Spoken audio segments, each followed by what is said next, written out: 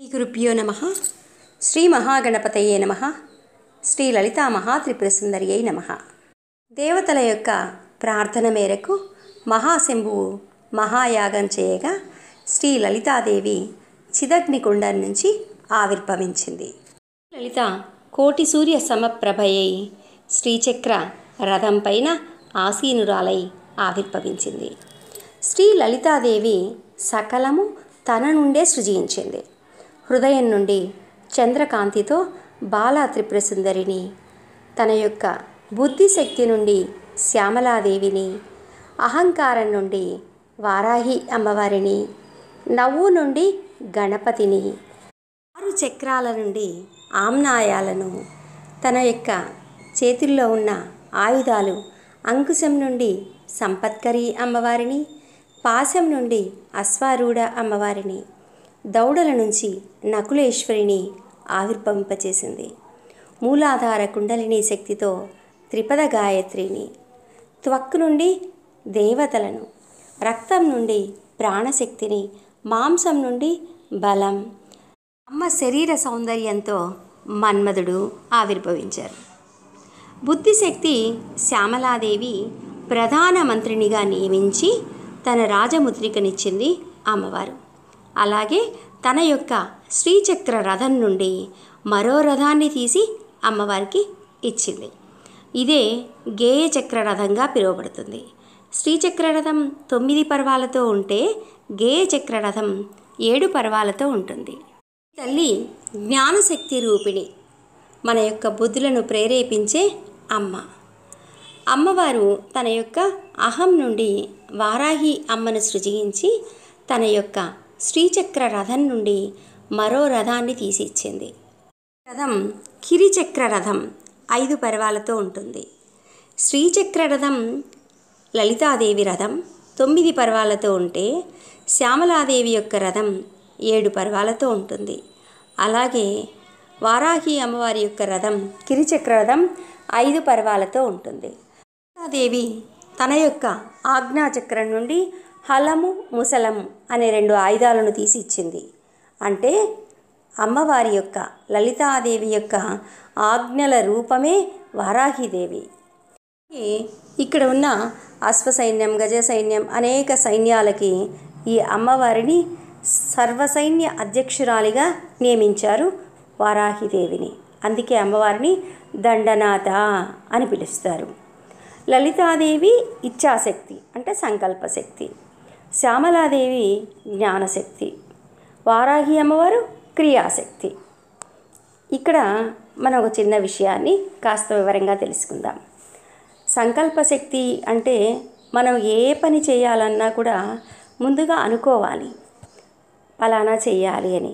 ఆ అనుకోవటాన్ని సంకల్పశక్తి లేదా ఇచ్ఛాశక్తి అంటారు. అనుకున్న తర్వాత ఆ పనిని ఎలా చేయాలి అనే ఒక ప్రణాళిక మనకు కావాలి. ఆ ప్రణాళికయే జ్ఞానశక్తి. బుద్ధితో జరుగుతుంది ఇది. మొదటిది మనసుతో సంకల్పం ఏర్పడితే, రెండవది బుద్ధితో ఈ ప్రణాళిక ఏర్పడాలి. ఆ తర్వాత ఈ కార్యాన్ని కార్యరూపంలో పెట్టాలి, అంటే చెయ్యాలి, క్రియారూపకంగా చెయ్యాలి. ఆ క్రియారూపకంగా చేయటానికి మన ఇంద్రియాలతో కూడుకున్న ఈ శరీరం సహకరించాలి. ఆ క్రియాశక్తియే వారాహి అమ్మ. మనం ప్రణాళిక వేసుకునే బుద్ధిశక్తియే శ్యామల అమ్మ. మన లోపల కలిగే సంకల్పాలు లలితాదేవి. అంటే ఇప్పుడు ఇచ్ఛాశక్తి, జ్ఞానశక్తి, క్రియాశక్తి, ఈ 3 శక్తులు మనలోనే ఉన్నాయి. ఈ శక్తులు నిరంతరం మనకు సహకరిస్తూ ఉండాలి. మనం చక్కగా అన్ని విషయాలలో విజయాన్ని సాధించాలి అంటే ఈ 3 అనుగ్రహం మనకు కావాలి. అందుకే మనం ఈ త్రిశక్తి ఆరాధనతో కూడుకున్న పూజని చేసుకుంటూ ఉన్నాం. ఇంకా మరో ముఖ్యమైన శక్తి బాలా త్రిపురసుందరి.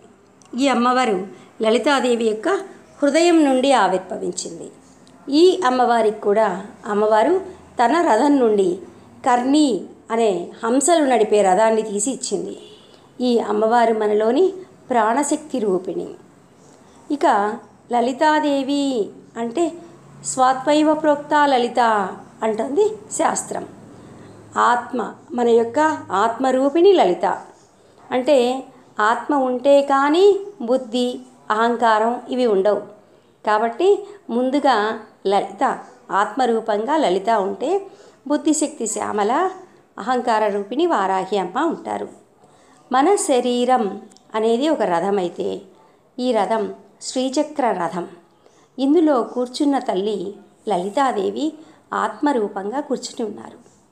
బుద్ధి రథాన్ని నడుపుతూ ఉన్నది.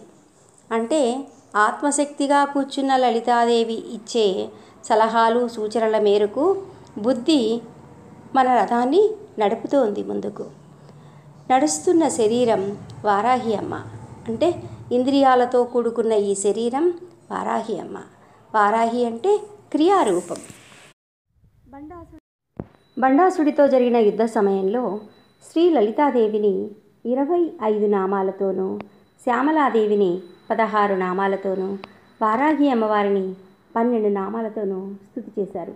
ఈ నామాలు అత్యంత మహిమాన్వితమైన నామాలుగా, స్మరించినంత మాత్రాన్నే మన పాపాలను పరిహరించేవిగా, సకల కార్యసిద్ధికి ఐశ్వర్య యశ సంపదలను ఇచ్చేవిగా మనకు తెలియజేస్తారు పెద్దలు. అందుకే మనం ఈ త్రిశక్తులతో కూడిన పూజా విధానాన్ని ఆచరించి అమ్మవారి యొక్క అనుగ్రహానికి పాత్రులవుదాం. శ్రీమాత్రే నమః.